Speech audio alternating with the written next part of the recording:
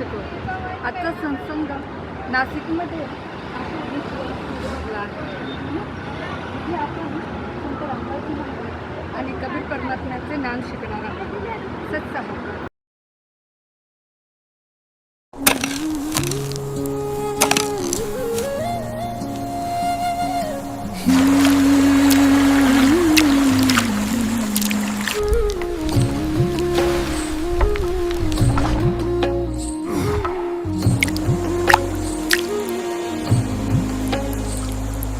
दर बदर की ठोकरें सपने जाके टूटे हैं।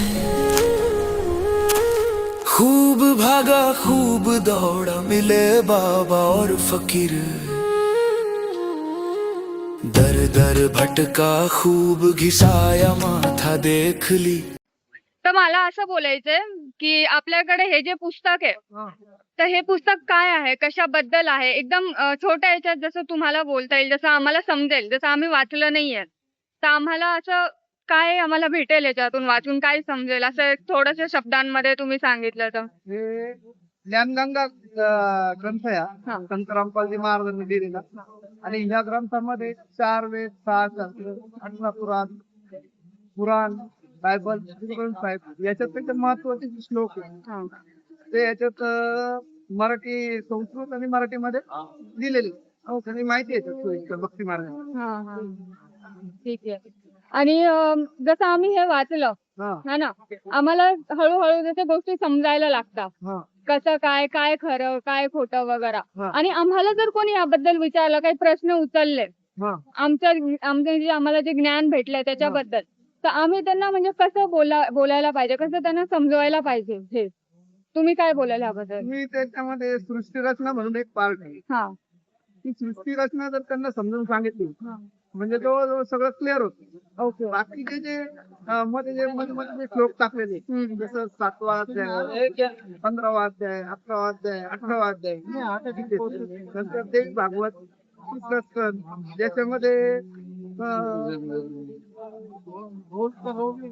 अशी माहिती आहे का ब्रह्मा विष्णू महेशची उत्पत्ती त्याच्यात दाखवली गेलेली राजाचे महत्वाचे जे मुद्दे आहेत ते सगळं अधोरेखित केलेले. आणि हे जे भक्त ज्यांनी केली गुरुजींच्या सांगण्याप्रमाणे आणि त्यांना जे जे जसे लाभ झाले त्याची पण याच्यात सखोल माहिती दिलेली. या ना आपल्याला जगण्याचा ओके. जगण्याचा मार्ग हे जगण्याचा मार्ग आहे. याच्यात पण गुरुजींनी असं लिखित केलेलं आहे तर आपली लाईफस्टाईल कशी असेल, आपल्याला कसं सुख प्राप्त होईल, आपलं जीवनमान कसं उंचावेल याच्यासाठी हा जगण्याचा मार्ग. धन्यवाद आपले सत्साहेब. धन्यवाद आपले सत्साहेब.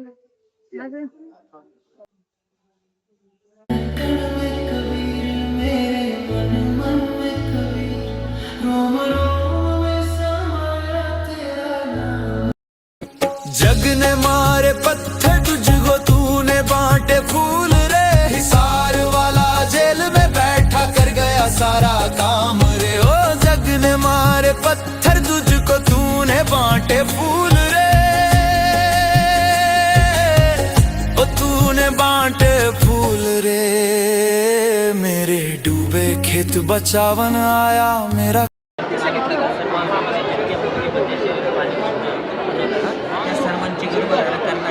माता आणि स्थापन करणारा पिता मला सांगा आता पिता कोण, मग त्याच्यापासून ही 3 उत्पन्न झाली. मग आता हे कृष्णापासून या तिथेमधला श्लोक नाही ना, म्हणजे आपल्याला काय झालं की म्हणजे जो गीता ज्ञानदाता आहे तर त्यांना माहिती होतं की हे एकदम सटीक ज्ञान होतं पूर्ण परमेश्वरापर्यंत जाण्यासाठी. मुळातच म्हणून हे ज्ञान म्हणजे आपण 4 वेळेस जरी ही गीता वाचली तर आपल्या लक्षात येणार नाही. म्हणूनच त्यांनी ना गीता अध्याय 4 श्लोक 34 मध्ये सांगितलेलं आहे इथं की जोपर्यंत तुम्हाला तो तत्वदर्शी संत मिळत नाही तोपर्यंत तुम्हाला इथे दिलेलं आहे. म्हणजे श्रीमद भगवद्गीता अध्याय 4 श्लोक 34 मध्ये तर ते ज्ञान तत्वदर्शी ज्ञानी माणसांच्या जवळ जाऊन तू जाणून घे, त्यांना येतं करणारे त्यांची सेवा करणारे आणि त्यांना कपट सोडून सरळपणे प्रश्न व्यवस्थितपणे जाणणारे ते ज्ञानी महात्मा तुला त्या ज्ञानाचा उपदेश करतील. मग कोणत्या ज्ञानाचा उपदेश करतील का जसं आपल्याला ह्या 84 लाख योनीपासून आपण वाचलं पाहिजे म्हणून त्यांनी गीता अध्याय 15 श्लोक 4 मध्ये पण सांगितलेलं आहे शोध घेतला पाहिजे. मग तो शोध कशासाठी घेतला पाहिजे की आपल्याला इथं गीता 18:62 मध्ये सांगितलंय की हे भारत त्या परमेश्वराला सर्व प्रकारने तू जाणून म्हणजे शरण जा, त्या परमेश्वराच्या कृपेने परमशांती आणि सनातन परंपरा प्राप्त करून घेशील. पण मग आता इथे गेल्यानंतर काय होणार आहे की आपला 84 लाख योनीचा फेड आपला वाचणार आहे. म्हणून त्याच्यासाठी पण आपल्याला काहीतरी विधी लागणार आहे. तर त्याच्यासाठी गीता 17:23 मध्ये विधी दिलेली आहे का कोण तसंच म्हणजे ह्या 3 मंत्रांच्या जेव्हा आपण आधार घेणार आहे तर ह्या आधाराच्या माध्यमातून आपण त्या परमेश्वरापर्यंत जाणार आहे. तर जोपर्यंत हे 3 मंत्र हे सांकेतिक आहे पण याचे उत्तर आपल्याला तत्वदर्शी संत देणार आहे. तर मग तुम्हाला ते तत्वदर्शी संत शोधायचे. तर तुमचा प्रश्न हा पण असू शकतो तुम्ही समजा ह्या पृथ्वीवरती अनेक प्रकारचे संत आहे, मग आम्ही तो तत्वदर्शी संत कसा ओळखावा. तर त्याच्यासाठी तुम्हाला गीता 15:1-3 मध्ये संपूर्ण सृष्टीची रचना सांगितली. जसं आपण ह्या वृक्षाच्या माध्यमातून जाणून घेऊ शकतो की हा पात आहे, हे पान आहे म्हणजे हे 5 रूपी संसार आहे, या 3 फांद्या आहे, ह्या ब्रह्म विष्णू महेश आहे, हा जो ब्रह्म आहे तर याचं प्रमाण गीता 15:16 मध्ये दिलेलं आहे की हा अक्षर पुरुष आहे आणि अक्षर पुरुष आहे. आणि उत्तम पुरुष तर वेगळा आहे. म्हणजे आपलं सध्या काय झालं आहे आपल्याला त्या पूर्ण परमेश्वराची माहिती नसल्यामुळं आपण फक्त त्रिगुण मायामध्येच अडकून राहिलेलो आहे. मग त्याचं प्रमाण पाहिजे असेल तर गीता 14:5 मध्ये आपण बघितलं तर हे आपल्याला अविनाशी आपल्याला बांधून ठेवतात. पण ज्यावेळेस आपल्याला हे 3 मंत्र सांकेतिक ज्यावेळेस आपल्याला कळतात तर आपण त्यावेळेस आपण मुळाला पाणी घालायचे प्रयत्न करतो. मग मुळाला पाणी टाकल्यानंतर आपण बरोबर त्याच्या माध्यमातून आपल्यापर्यंत या सगळ्या गोष्टी पोहोचतं. म्हणजे आपल्याला हे तत्वदर्शी संतांकडे हे संपूर्ण ज्ञान आपल्यासाठी जाणून घ्यायचं आहे. उदाहरणार्थ आपल्याला एक शॉर्टकटमध्ये तुम्हाला सांगतो हा चार्ट आहे. तर मुळातच हे तुमचं गाव आहे XYZ आणि तुमच्या गावामध्ये संपूर्ण जाती धर्मांची लोक राहत आहेत. पण सगळ्यांचा एक वेळ ठरलेला आहे की ह्याच्यातून आपण ज्यावेळेस आपलं आवडतं तर त्यावेळेस प्रत्येकजण ह्या रोडला लागतं आणि जो तो त्याच्या श्रद्धेनुसार त्याच्या भावना जातो. पण मुळातच आपल्याला गावाच्या बाहेर थोडंसं विचार करायचा आहे की माणूस जन्म दुर्लभ मिळेना वारंवार जैसे दरवर्षी फक्त थोडी घरे बघू लागतात. म्हणजे आपण ह्या काळाच्या लोकांना राहतो ना आपलं कधी पण अंत होऊ शकतो. म्हणून माणूस जन्म आपण समजून घेतला पाहिजे. नाही तर बरं नरसे फिरपशिवाय की जे गद्दा बैल बनाय 56 बोक्का मला कुंडी चेपले जाईल. म्हणजे तुम्ही जर त्या पूर्ण परमेश्वराचं ज्ञान समजून नाही घेतलं तर तुम्हाला 84 लाखावं लागणार आहे. म्हणून तुम्हाला हे जन्म मरणातून मुक्त होण्यासाठी तुम्हाला रामनाम घ्यावं लागणार आहे. आणि म्हणजे काय की रामनाम कडवा लागे मिठी लागे नाम गुरुगावे 2 होते माया मेलेणार आपण. म्हणजे उदाहरणार्थ आज तुम्हाला हे ज्ञान आम्ही सांगतोय आणि या जगामध्ये परमात्माचं ज्ञान हे तुम्ही जर नाही समजून घेतलं सांगा तर पुढे जाऊन काय होणार आहे की तुम्ही जी पण काही माया कमावलेली तुम्ही शेवटपर्यंत शेवट तुम्हाला ती पण मिळणार नाही आणि शेवटला तुम्हाला परमेश्वराची प्राप्ती होणार नाही. म्हणून आपल्याला सद्गुरू शरण म्हणजे आपल्याला त्या पूर्ण सद्गुरूला शरण जायचं आहे. आणि गीता 2:51 मध्ये आपल्याला त्या मोक्षामध्ये जिथं काही ते स्थान दिले त्याचं वर्णन दिलेलं तिथं आपल्याला प्राप्त व्हायचं आहे. पण सध्या झालं काय की हे जे सगळे आहे तर प्रत्येकाच्या पद्धतीनं जिथं तिथं प्रत्येकाच्या धर्मस्थळी जे काही लोक बसलेले तर त्यांचा प्रॉब्लेम काय झालेला आहे वेद पडे पर भेद न जाणे वाट पुराण 18 पत्तर की पूजा करे बोले श्रीजनाला. म्हणजे त्यांनी आपल्याला मूर्तीपूजेमध्ये एवढं विलीन करून ठेवलेलं आहे आपण त्या पूर्ण परमेश्वरापासून वंचित राहिलेलो आहे. म्हणून आपल्याला काय करायचं आहे की संपूर्ण सृष्टीची रचना ही गीतेच्या माध्यमातून आपल्याला समजून घ्यायची आहे आणि आपल्याला मुळापासून पाणी ओतून आणि आपल्याला त्या पूर्ण परमेश्वराची ओळख करून आपल्याला तिथपर्यंत जायचं आहे. दुसरी गोष्ट की आपलं जे शरीर आहे तर जसं की गीता 15:15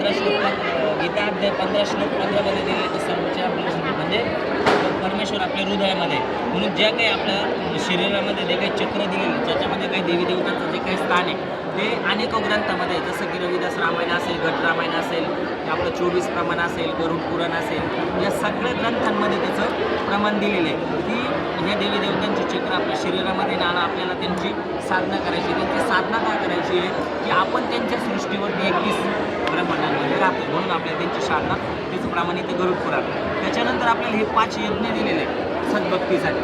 हे 5 यज्ञ काय आहे की धर्मयज्ञ म्हणजे आपण जे काही कमवतो ते योग्य ठिकाणी आपल्या परिस्थितीत दान करणं.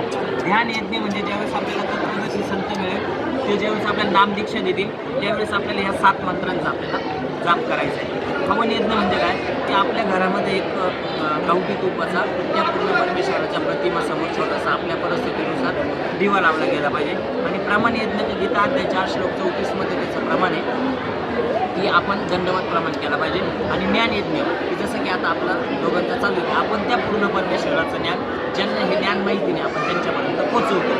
आता आता गीतेच्या श्लोकांच्या माध्यमातून आपण हे जाणून घेऊया की आपण त्रिगुण मायापर्यंत अडून राहिलेलो आहे. त्याच्यानंतर आपण जे वर्षभरामध्ये जे काही सण वगैरे सगळे साजरे करतो ते इथं काय दिलेलं आहे का उन भोगो की कामना द्वारा जिनका ज्ञान हारा चुका है वे लोग अपने स्वभाव से प्रेरित होकर उन नियम को धारण करके अन्य देव को बसते पूजते राहते. म्हणजे आपल्याला सत्य कोणत्याच गोष्टीची माहिती नाही. जसं की आपण गीता अध्याय 2 श्लोक 53 मध्ये बघितलं तर तऱ्हेची वचनं ऐकल्यामुळे आपली बुद्धी अस्थिर झालेली आहे आणि आपल्याला ते एक परमेश्वराची माहिती नाही आहे. मग त्याच्यामुळं आता हे चुकीचे कर्म केल्यानंतर काय होतं की मायाद्वारा जिनका ज्ञान हरा चुका है ऐसे दूषित कर्म करने वाले मूर्ख लोग असुर स्वभाव को धारण किए हुए मनुष्य में नीच मुझको भी नाही बसते. म्हणजे आपण त्या अक्षरापर्यंत सुद्धा नाही आहे. म्हणून आपल्याला हे जे काही चुकीचे कर्म केल्यामुळे आपलं चुकीचं वर्तवणूक होतं. त्या चुकीच्या वर्तवणुकीमुळे आपण अधोगतीला जातो. म्हणजे आपण 84 लाख योनीला आपला जन्म होईल आणि आपल्याला आपला जन्म मानव जन्म हा वाया जाईल. पण तरी काही लोकांचं म्हणणं असं की नाही आम्ही खूप छान पद्धतीने त्रिगुण मायाची भक्ती करतो आणि आम्ही स्वर्ग लोकाला जाणार आहे. पण जरी ते स्वर्ग लोकाला गेलो तरी गीता अध्याय 9 श्लोक 21 मध्ये सांगितलेलं आहे का आपल्याकडे जर पुण्याचा साठा असेल तर त्या पुण्याच्या साठ्यावरती आपण त्या स्वर्ग लोकाची प्राप्ती करू शकतो. पण आपण परत 84 लाखला येऊ शकतो. याचा अर्थ आपला मानव जन्म सफल नाही झाला. म्हणून याचा अर्थ आपण काय करतो शास्त्राला धरून भक्ती करीत नाही. म्हणून गीता अध्याय 16 श्लोक 23 मध्ये सांगितलं आहे की जो पुरुष शास्त्रविधी को त्याग कर्मन आचरण करते होतं ना सिद्धी को प्राप्त होते ना परमगती को सुख हो. म्हणजे या गोष्टी आपल्याला कधीच मिळणार नाही. म्हणून परत 24 मध्ये सांगितलंय का आपल्याला ह्या शास्त्रांचा आधार घ्यावा लागणार आहे. तर हा शास्त्रांचा आधार आपल्याला का घ्यावा लागणार आहे की आपल्याला संपूर्ण सृष्टीची रचना माहीत करून घ्यावं लागणार आहे. जेव्हा आपल्याला संपूर्ण सृष्टीची रचना माहीत होईल मग ती कोण सांगणार आहे तर ती आपल्याला तत्वदर्शी संत सांगणार आहे.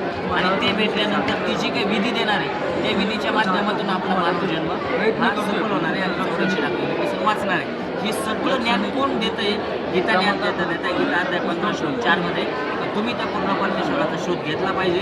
तिथे गेल्यानंतर आपण परत येणार नाही आणि मी स्वतः पण त्यांना शरण गेलेलं आणि मग ते स्थान कोणतं ते मतस्थान गीता अध्याय 18 श्लोक 65 गेलेलं आहे. ते स्थानाकडे ज्यावेळेस होईल त्यावेळेस आपली 84 लाख योनी मुक्तता होईल. जसे की आपण परमात्माची वाणी बघू शकतो की अटपट ज्ञान कबीर का झटपट समज जाय झटपट समज जाय तो खटपटी मिळ जाय. म्हणजे काय की हे शास्त्रांच्या माध्यमातून ह्या पूर्ण परमेश्वराचं ज्ञान समजून घ्यायला आपल्याला सुरुवातीला थोडंसं असं म्हणजे अटपट वाटेल किंवा अवघड वाटेल. पण आता कदाचित जर समजलं म्हणजे जर समजलं जोपर्यंत जीवन तोपर्यंत पण आणि मेल्यानंतर सुरळीत जाईल अशी ही आपली संपूर्ण शास्त्र संत रामपल्ली महाराजांनी जसं ते पूर्ण विश्वाचे संत आहे शास्त्रांच्या माध्यमातून आपल्याला हे सर्व आपण कशी केली पाहिजे आणि यातून आपल्याला विचार ब्रह्म